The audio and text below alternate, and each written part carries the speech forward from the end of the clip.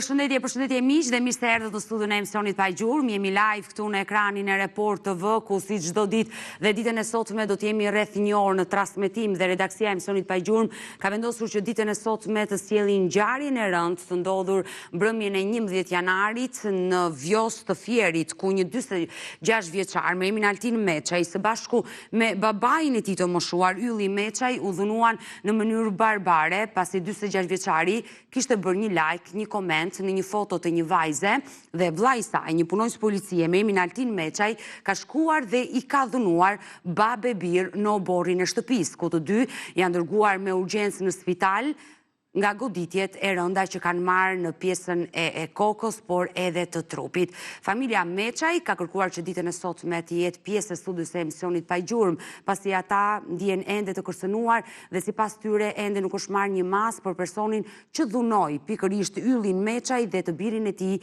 Altin Meçaj. Me mua në studio është juristi Anexhi Beqiri, që dua ta përshëndes menjëherë. Përshëndetje Anexhi dhe mirë se erdhe. Përshëndetje Odeta. Teksa lexojmë dhe shikojmë lajme të tilla, shokohemi për një like, për një koment që je bërë shumë e bukur, kishte shkruar 46 vjeçari një bashkëfshatare të saj që ishin miq në Facebook, në rrjetin social Facebook, vllai i saj shkon dhe e dhunon atë së bashku me babain e tij të moshuar. Dhe nga kjo foto dhe planet që na kanë sjell gazetarët, ngjarja quhet e rëndë. Ngjarja quhet e rëndë për disa arsye. E para njerë që ai vllai nuk e ka vërtetuar plotësisht se çka ka ndodhur dhe çfarë ekziston midis tyre. Ta mendojmë dhe këtë gjë. Ndoshta kam folur edhe më përpara dhe erdhi edhe momenti që të thoj një fjali të tillë, je e bukur, je e mirë etj. Po ta marrim gjën më të keqe, që mund të ketë ndonjë gjë më të rëndë se sa thjesht një kompliment. Kjo është e para. E dyta, nëse është kompliment, është shumë e rëndë që arrihet deri në veprime ekstreme, më thënë që të mundet të rrash dikë tjetër, pse ka komentuar motrën në Facebook. E treta, problemet që njerëzit duhet i zgjidhin vetë, pa futur në konflikt familjar të tyre. Do të thënë, kjo zonja i ka të gjitha mundësit të shmangi një konflikt kur e di që nuk e pranon vllai, nuk e pranon babai, një koment Facebook e tjerë. Kur e shikon që dikush afrohet, të josh, a thjesht të komenton, apo flirton, apo bën një kompliment, kur e ti mendon që në familjen tënde ke një vlla që nuk e pranon dot këtë gjë, po dhe ti ndoshta vetë nuk të pëlqen ajo gjë, e ke të drejtën që ti bësh një blok, personi që të shkruan, që tenton të t'joshi, tenton të komplikoj, të komplementoj, të bëj like, komente, fotove, bëj një koment e tjerë, është opsioni në rrjetet sociale, në Facebook, nëse gjithë secilit, që ti bëj një blok edhe mos të vazhdoj më, si thua, komentet, fjalët e bukura, as edhe që ta bastardosh dikë tjetër, ti thua i poshtë rilik, futi një blok edhe e zgjidhë kjo punë. Gratë e mandshme, vajzat e mandshme, zgjidhi me ka komunikojnë. Sepse ti nuk i njeh. Atëherë do bësh shumë kujdes. Por dhe nëse mund të biesh në gabim, nuk ke pse futesh vllai në një konflikt të tillë.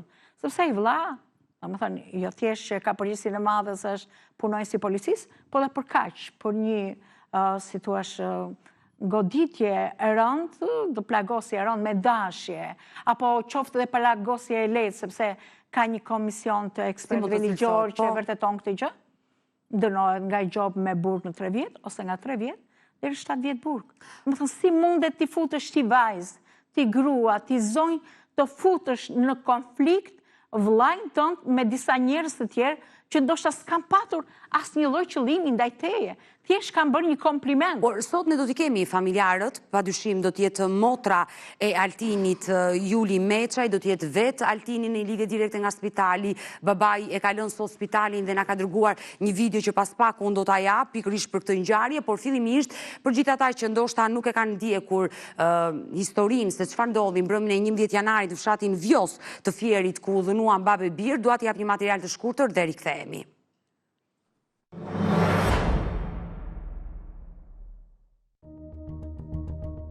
Një ngjarje e rëndë është regjistruar në fshatin Vjos të Fierit, ku një 46 vjeçar Altin Meçaj dhe babai i tij 76 vjeçar kanë përfunduar në spital pas një sulmi të ndodhur në pragun e banesës së tyre. Sipas të dhënave të raportuara, shkak për konflikti dyshohet të keqë një reagim i Meçaj në rrjetin social Facebook, konkretisht një like dhe një koment në profilin e motrës së një personi me të cilin ishte përfshirë më pas në përplasje.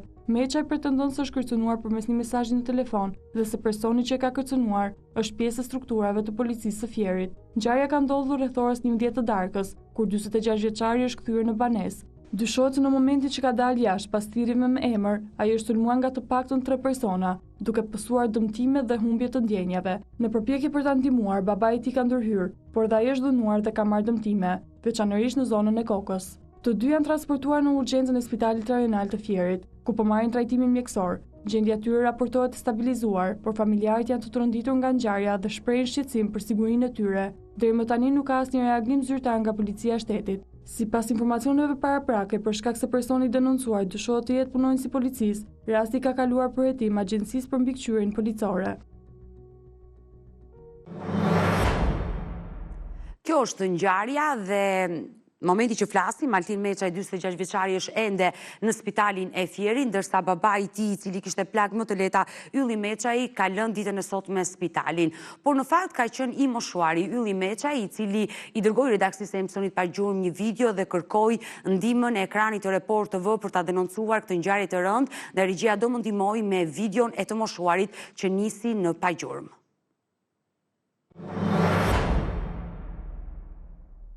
Shëndetje Odeta, jam Ylli Meçaj, vjeç 80. Na kanë dhunuar natën, masi na fikën dhe dritat, edhe na kanë dhunuar si djalin dhe mua. Arsyet nuk i di, dua drejtësi nga shteti, i lutem shumë. Nuk kam çfarë të them. Nëse ka drejtësi, të na jepet, nëse s'ka, pastaj e di shteti vet. Ju falemnderit shumë, na keni respektuar, jemi të kënaqur me juve. Tamam. Një plagë goxha të madhe nga fashoja duket që kishte në kokë, por ai ka dalë sot nga spitali dhe më nisi këtë video, ndaj ditën e sotme unë vendosa që t'ja kushtoj emisioni kësaj ngjarje, por do të jetë një lidhje direkte e para motra Ylli Meçaj, e cila është një motër që kërkon të merren masa pikërisht për ata persona që shkuan në shtëpinë e babait të saj dhe dhunuan në mënyrë barbare të moshuarin edhe vllain e saj Altin Meçaj, pasi kanë qenë 3 persona që kanë hyrë në shtëpi dhe njëri është identifikuar, është pikërisht Fredi Lamaj, një punonjës policie ku dhunoi një të moshuar dhe djalin e tij, pse ky i fundit kishte bërë një koment motrës së tij në rrjetet sociale në Facebook. E në fakt pa paragjykuar askënd. Dua dhe unë t'i jap një mesazh, sepse konfliktet që lindin në rrjetet sociale janë konflikte që shkojnë në përplasje, në dhunë fizike, por akoma edhe më keq nga kronikat e lajmeve që kemi dëgjuar.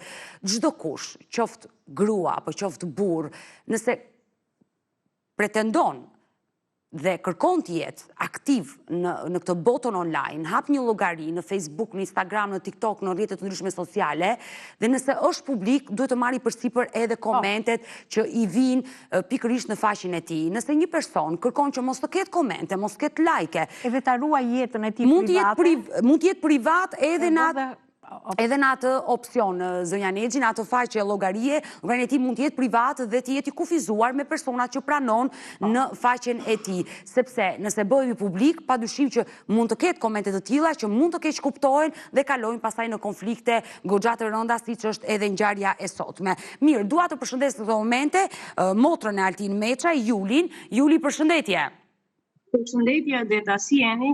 Unë të falenderoj që të kam në këtë lidhje dhe në fakt që në orët e para të mëngjesit të ditës së sotme je lidhur me redaksinë e emisionit pa gjurmë dhe ke kërkuar ndihmën e programit për ngjarjen e rëndë që ka ndodhur dhe dua të pyes, si është sot gjendja shëndetësore e babait? E dëgjova në atë video që na i kishte dërguar, por edhe vllai, si janë? Babi normalisht është më mirë derisa doli nga spitali, ndërsa vllai është jo në gjendje të mirë, por kjo s'do të thotë se babi doli edhe është mirë, normalisht ka ikur i qepur, ndërsa vllai vazhdon të jetë akoma në spital, siç dihet, dhe gjendja e tij nuk është fort e mirë. nuk di çfarë them, dua që çdo gjë që po e flasim të vej në vesh të saktë dhe jo në vesh të shurdhër, se kemi kaq ditë që po flasim, mediat janë bërë flasin shumë por asgjë. Tani nëse shteti nuk është shiaft, lërt na i lërin e dorë pastaj. E dashur Juli, e kuptoj që je i irrituar, e mërzitur, por mos të përcjellin të tilla mesazhe. Unë dua të pyes, çfarë lidhje kishte vllai juaj Altini me atë vajzë që i bëri këtë koment dhe më pas solli ngjarjen e madhe? Mund të na i tregoni çfarë dini ju? Ne dim çfarë flitet, sepse saktësisht normalisht e din vetëm ata dhe nëse është diçka, por ne aty në fshat kemi kaluar shumë mirë. Unë kam 25 vjeç, kam ikur nga i fshat se jam e martuar, kam familjen time, por... Pra, ajo vajza ishte bashkëfshatarja juaj? Po. Atëre, unë dua të pyes, dhe nëse gjithnjë ke informacion nga vllai ka pasur ndonjë lidhje, ndonjë marrëdhënie, ndonjë gacmim, apo ka qenë thjesht një koment? Nuk e besoj dhe jam shumë e sigurt që nuk ka pasur asnjë lidhje përveç se ndonjë like apo ndonjë pëlqim për faktin se ne jemi njerëzit tanë atje dhe gjithkush edhe mua nga fshati, nga çunat e fshatit më shkruajtur, më është bërë zëmra, më është bërë, por kjo s'do të thotë se mua ata më kanë ngacmuar. Unë i kam marrë për kompliment, i kam marrë biles, u jam kthyer përshëndetje vlla si je. Kjo ishte era e parë që vllai juaj i bënte këtë kompliment, apo le të themi ka pasur dhe komente të mëparshme të vllait tuaj tek adresa e kësaj vajze? Nuk kam dëgjuar asnjëherë dhe ne na ra kështu si bombe, na ra kështu befasisht, se nuk dim gjë se pse ka ndodhur, se të bëhet për një like, për një koment, bëhet kaq e madhe, është absurde dhe nuk di se sa e qetë është ajo motër që ka futur vlla në sherr dhe ka futur pothuajse shumë familje në këtë lurë, se ne jemi shumë, nuk jemi një, dhe nuk e di se sa e qetë vetë është ajo personalisht që i ka bërë këtë gjëra. Se unë besoj se një koment, nëse nuk e pranon bëj blok. E dashur Juli, edhe mua më duket e habitshme që një punonjës policie, një person që çdo ditë merret me ngjarje të rënda, e njeh ligjin, bëre mirë që plotësove në mbrojtje të ligjit. Në mbrojtje të ligjit. Edhe të bëj një veprim të tillë. E pafalshme. Është e pafalshme, se në një farë mënyrë është vetgjyqësi. Domethënë që ai e ka justifikuar veten që unë po mbroj nderin e motrës. Jo, kjo është vetgjyqësi. Qëse domethënë ti nuk mundesh të vendosësh për fatin e këtij personi, sepse ti vetë e gjykon që qen ka ai me faj. Kush je ti që e bën atë me faj? Sa vjeç është vajza? Mund të pyes sa vjeç është vajza që vajza duhet të jetë rreth 30-tave. Është moshë madhore. Asnjë gjë nuk bëhet me zor nëse nuk do. Jemi fëmra vetë. Jo, dua të pyes për të kuptuar dhe situatën dhe veprimin e atij personi që ka goditur. Kjo vajzë është e martuar, ka një familje apo është beqare? Unë me sa kam marrë vesh, unë personalisht nuk e njoh, se kam shumë vite që kam ikur nga fshati, njoh vetëm prindrit e saj, prindrit i ka pasur edhe i ka të mrekullueshëm për mua, se nuk e di, unë vetëm një diçka nuk po kuptoj tani që si prindrit nuk po reagojnë, se ne kemi pasur një respekt shumë madh për ata.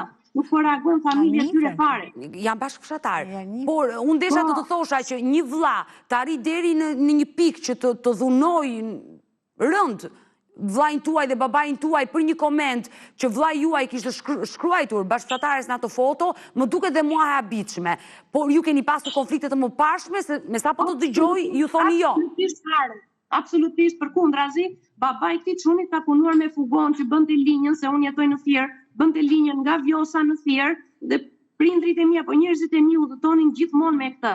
Ne kemi qenë familje shumë e respektuar atje dhe jemi familje me emër dhe pa ngatresa, pas një gjë ne jemi shumë të respektuar dhe ata si familje janë shumë familje mirë.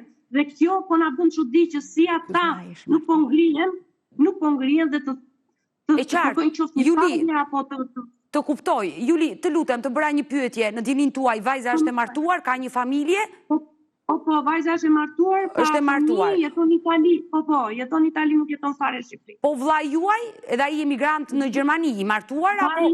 Vllai im është i divorcuar, por jeton në Gjermani, thjesht ka ardhur me pushime. Pra, ngjarja ka ndodhur kur ai ka ardhur me pushimet e festave të fundvitit dhe ka qëndruar dhe në ditët e para të janarit. E qartë. E dashur Juli, personi që e ka dhunuar dhe është mundur të identifikohet tashmë nga babai, nga vllai juaj, nuk është marrë asnjë mas nga policia?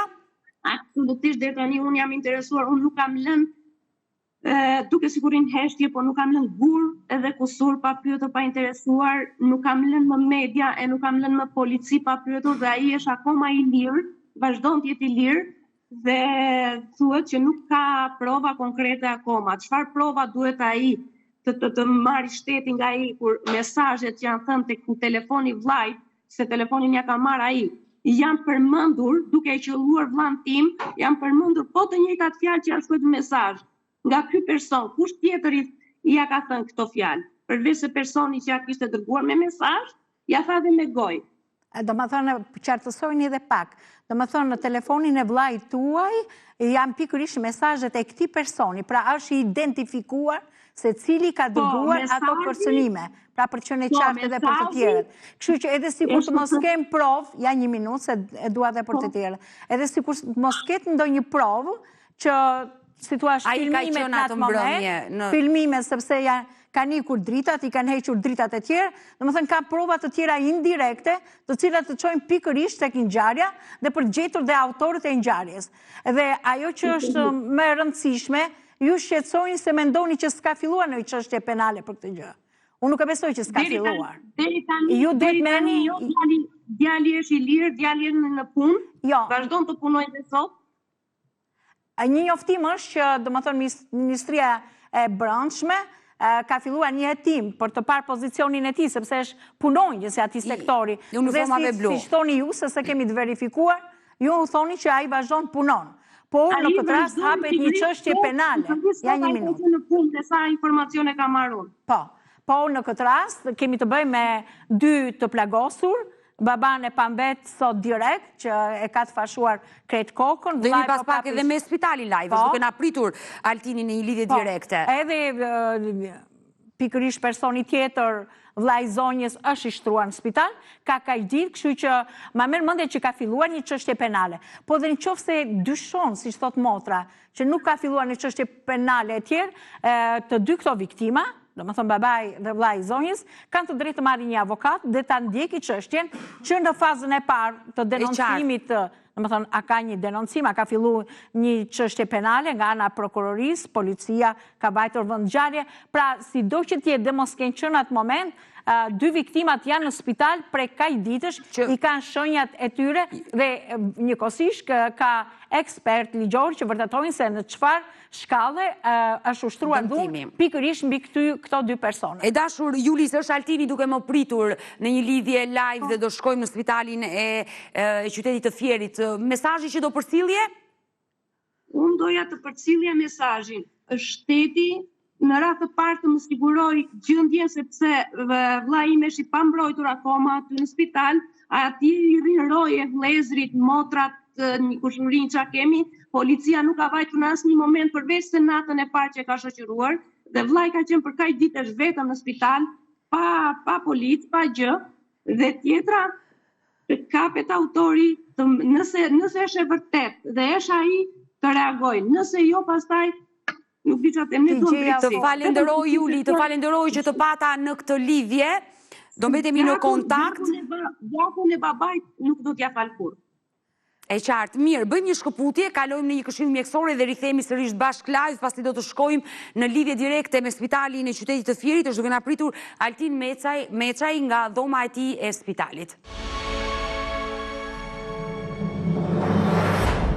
Mirë, jemi sërish bashkë live dashur miq, ku ditën e sotme në studion e emisionit Pa Gjurmë po flasim për ngjarjen e rëndë të ndodhur mbrëmjen e 11 janarit në fshatin Vjos të Fierit, ku një 46 vjeçar me emrin Altin Meçaj, një emigrant në Gjermani që kishte ardhur me pushime në Shqipëri, është dhunuar në mënyrë barbare së bashku me babain e tij të moshuar Ylli Meçaj nga një punonjës policie me emrin Fredi Lamaj. Pasi ky fundit ishte prekur me komentin që 46 vjeçari kishte dërguar motrës së tij në rrjetin social Facebook. Altin Meçaj me plagë të rënda ka përfunduar në spital me babain e tij. Ky fundit ditën e sotme ka dalë nga spitali, ndërsa Altini vazhdon të jetë ende në spital. E kemi një lidhje direkte Altin Meçaj dhe menjëherë e përshëndes. Altin, përshëndetje. Përshëndetje. Dua të pyes se si je me shëndet. Nuk jam mirë. Jam në gjendje të rënduar, edhe në çdo 2 apo 3 orë maksimumi ma qetësu. Ne na vjen shumë keq i dashur Altin, të uroj të shkuara dhe realisht jemi shokuar kur e kemi dëgjuar këtë lajm. Por ditën e sotme unë dua të pyes dhe të më tregosh të vërtetën. Çfarë ka ndodhur? Ti dërgove një koment, një bashkëfshatare tënde e martuar që jetonte në Itali. Ishte një koment, le të themi që i bëri një kompliment apo ndoshta kishe një raport, kishe nisur diçka me këtë zonjë? Asë më pak, asë më shumë, është një koment. Ky ishte komenti i parë, apo ti kishe, le të themi, komunikim virtual me të? Ky ishte komenti i parë, si koment. Ndërsa kështu atë gocën, si gocë shati që është, unë kam 3-4 muaj që e ndjek tek ajo faqja që ka online. Atje postonte foto me fëmijët, me nënën, me baban, me burrin, edhe i bëja like, e tonë. Tani, vetëm kam edhe unë ato dyshimet e mia, në një koment të tillë, në rast se prekes, duaj stopo shok. Çfarë shkruajte konkretisht? Je bërë shumë e bukur, më pëlqena, diçka e tillë, domethënë bravo, je bërë shumë e bukur, bravo.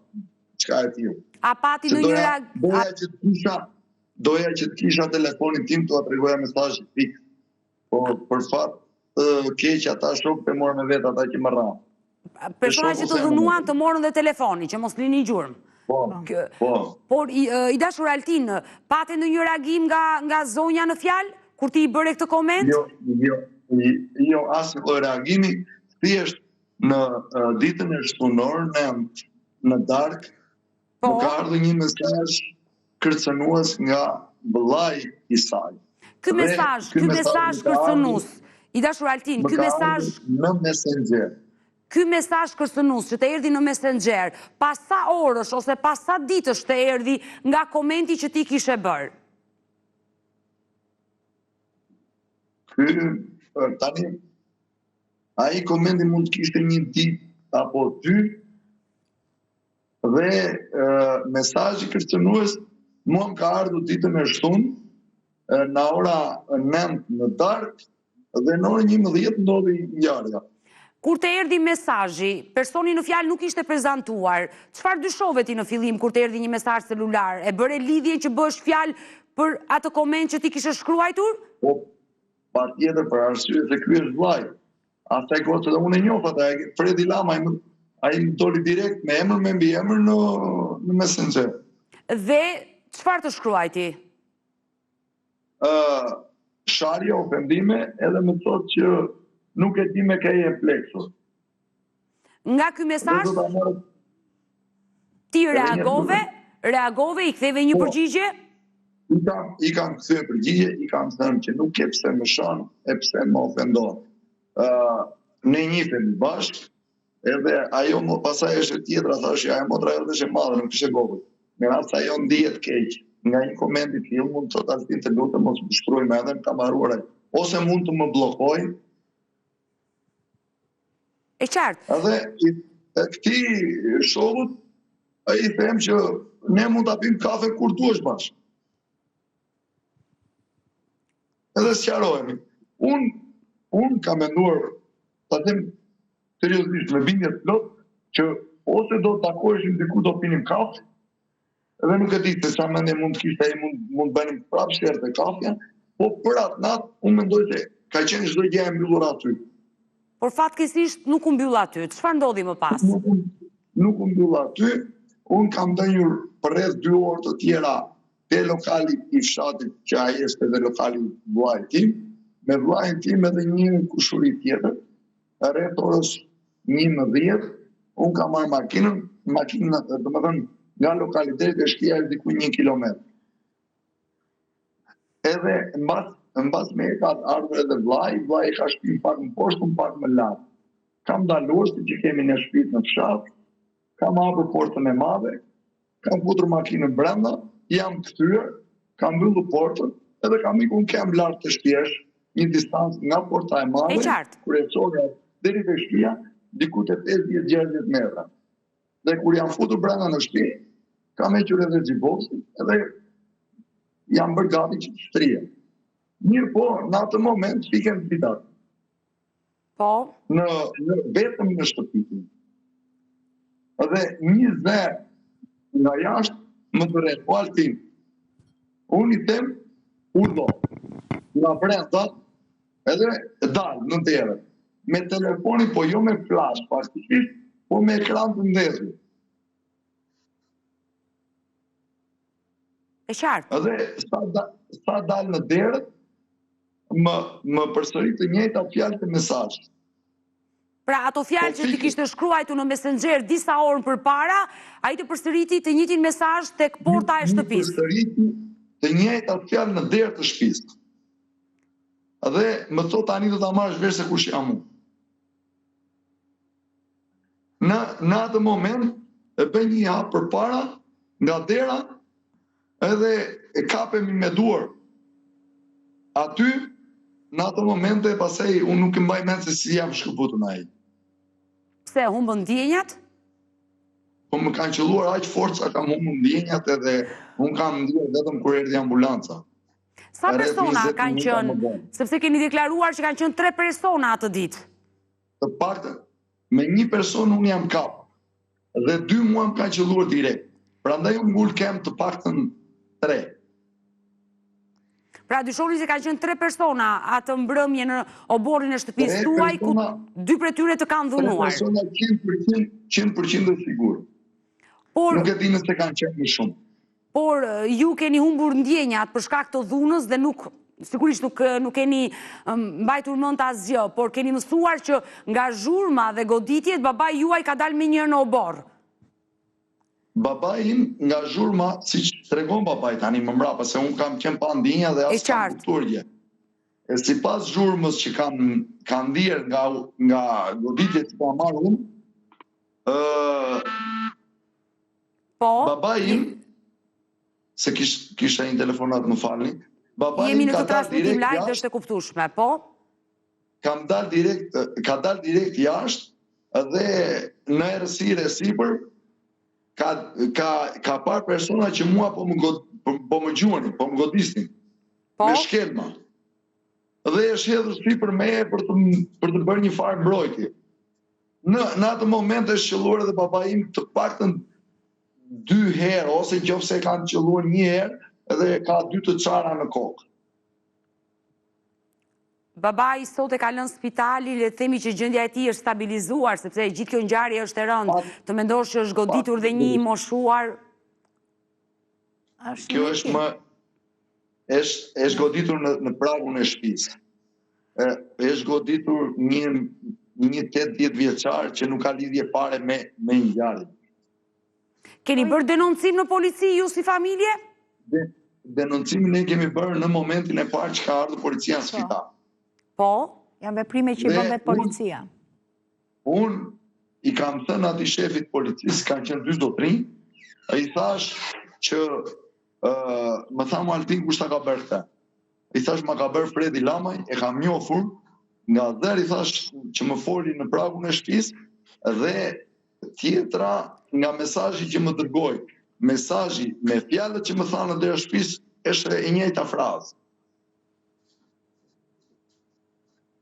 Por ai në djeni tuaj nuk është shoqëruar në polici, nuk është marrë në pyetje dhe nuk është marrë asnjë mas ndaj tij.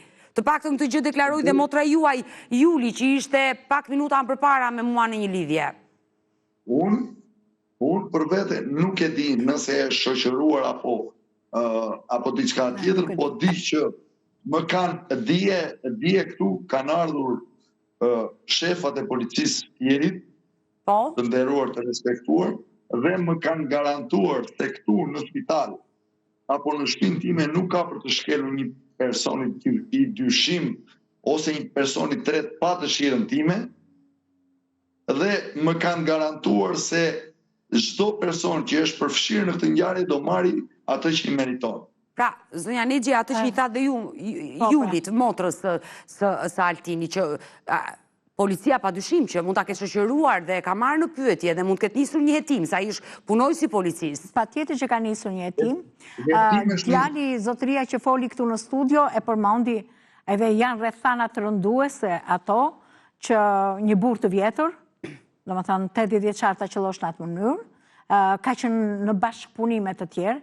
Njëkohësisht edhe kontrollet mjekësore do vërtetojnë se në çfarë shkalle është goditja për të dy personat, kështu këto janë çështje të hetimit. Nuk ma merr mendja që do kaloj lehtë kjo punë, sepse policia nuk mund të toleroj deri në këtë shkallë që ti shkosh në shtëpinë e tjetrit, të nxjerrësh jashtë në ora 11 natës dhe pastaj të rrahesh. Ti fikosh dhe dritat që mos ketë mundësi nga kamera të kapet asgjë. Të fiksohet e tjerë, pra nuk ma merr mendja që do kaloj lehtë kjo gjë. Por çfarë këshille mund t'japim që sido që tjetë të dy këta persona duhet marrin një avokat në mënyrë që ta ndjeki çështjen, domethënë në të gjitha shkallat e hetimit, natyrisht është tjetër gjë kur çështja shkon në gjykat. Po që në fazën e hetimit kanë të drejtë me kodin e procedurës penale që të marrin një avokat që ta ndjeki çështjen, që të mos u ngelet merak për ta furnizuar me prova, për të insistuar në të drejtën e tyre, në mënyrë që çështja të jetë, si thua, si thonë këto ndonjëherë, e qiruar, domethënë me gjithë provat e nevojshme që të vërtetoj fajësinë e tyre. Por kur diskutojmë në një emision televiziv, unë mendoj që janë shumë të rëndësishme dhe disa anë të tjera të këtij fenomeni që ne na prezantohet sot në këto studio. Faktikisht është bërë një problem i rëndësishëm, problemi i rrjeteve sociale. Ne kemi raste shumë fatkeqe në Shqipëri, janë vrarë dhe të rinj, nxënës shkolle, 14-15 vjeç pikërisht për lajket apo për komentet apo preferencat për vajza të ndryshme. Domethënë kanë qenë raste shumë të dhimbshme që i kanë kushtuar jetë adoleshentës, të rinj e tjerë. Ka patur raste edhe në mosha madhore, raste që xhelozia ka shkuar deri në atë maz që si thua kanë vepruar ndaj njëri tjetrit me idhun të jashtëzakonshme. Ky është një rast tipik i një... Nëse mundem... Po, Altin, po. Unë kam vajzë vetë, kam motra vetë. Edhe në rrjetet sociale ka pasur edhe gacmime, edhe mund të them që ma kanë garantuar edhe mbesat, edhe që ky zotëria, ky që arriti të bënte këtë me mua, që në sillte në këtë gjendje, edhe pse ka qenë i martuar me fëmijë, u ka shkruajtur. Ato nuk e kanë bërë një problem të tillë, nuk u ka pëlqyer, e kanë bllokuar dhe mirëpafshim. Ka zgjidhje për të mos çuar në një konflikt të tillë. Ka zgjidhje për të mos futur në sherr njerëzit. Ka zgjidhje. Natyrisht vëmendja të riqet edhe për ata, si thua, që ndërhyjnë në jetën, aq më tepër kur është në çift një vajzë, një burr, dhe burrat ndonjëherë ndjehen të kërcënuar nga femrat, është për të dyja palët kjo. Por ama në rrjetet sociale ka një opsion shumë të rëndësishëm që ti mund t'i bësh blok ose të bash njerëzit më të ngurtë. Unë nuk kam pasur me këtë gocën, të paktën me këtë gocë, nuk kam pasur një tendencë të tillë që ta gacmoj në atë drejtim. Nëse po flasim për, domethënë, në përgjithësi sepse kjo është një përvojë negative, por që natyrisht njerëzit i bën që të nxjerrin ndonjë mësim, të jenë të kujdesshëm. Shqipëria këtyre viteve ka patur pak çoroditje nga të dy palët, po duhet të dimë se kur njeriu është në një lidhje familjare, është përgjegjësia e vet personale ta ruajë familjen e vet. Nuk të ruan familjen as vllai, qoftë polica apo krye policë, familjen, lidhjen martësore e ruan vet.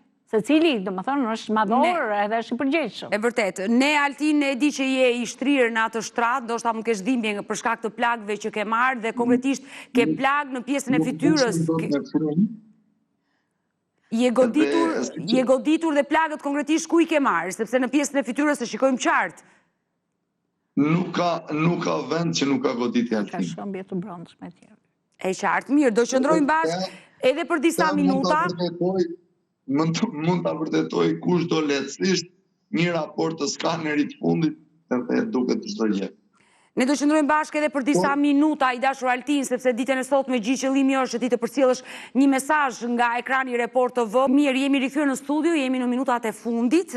Kam Altin Meçaj, 46 vjeçarin, në një lidhje direkte nga spitali, pasi vetëm përpara disa ditëve u dhënua nga një punonjës policie për shkakun se i kishte bërë një koment motrës së tij në rrjetin social në Facebook. Altin, më dëgjon?